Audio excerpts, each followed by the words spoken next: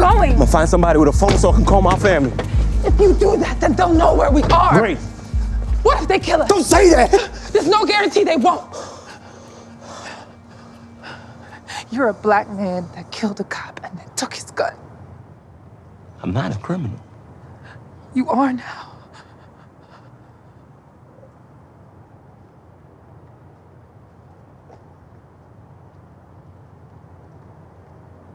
I just want to go home. And I want to see my family. If you turn yourself in, you will never see them again.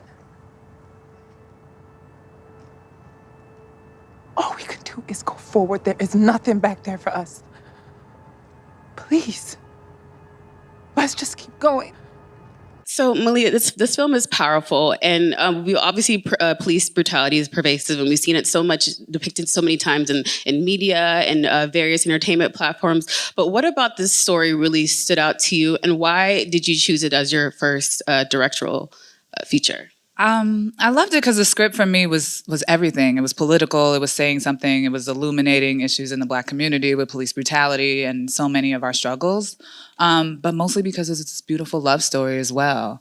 And it really straddles the line between all kinds of genres. You know, it starts out somewhat as a rom-com when these two people meet in a diner and don't necessarily get along, and then into somewhat of a horror film as they are confronted by this really racist cop and end up killing him in self-defense. And then we get to enjoy this beautiful journey between two Black people, very dark-skinned people too, which I feel like is really important. I've never seen that represented on screen. So it kind of lives in all these worlds, and also we use comedy a lot, even though it's very much a drama. And like I said, we've seen this sort of police brutality being portrayed on screen, but this is a different story, right? Why was it so important to tell this, the flip side of it?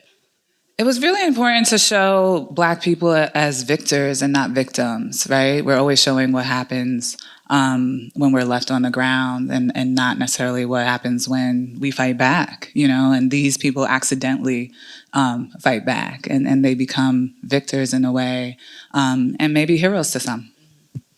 And you mentioned it earlier, wanting to tell a story with dark-skinned Black people. What was the process of choosing your actors? Because Danielle and Jodie were captivating. There was a dynamic duo, and I know people like to use the whole Bonnie and Clyde comparison. But what went into choosing them as your?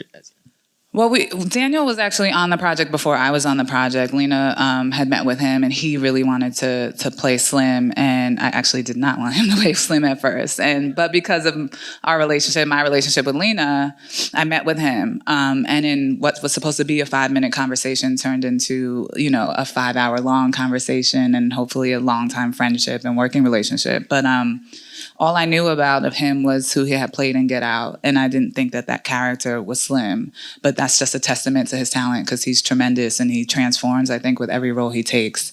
And so we had Daniel. And for Lena and I, Lena Waithe wrote the script, and we're very much collaborators and both producers on the film. We wanted to use this as an opportunity to create a platform for a new Black actress because we don't get many of those opportunities, and we wanted an unknown.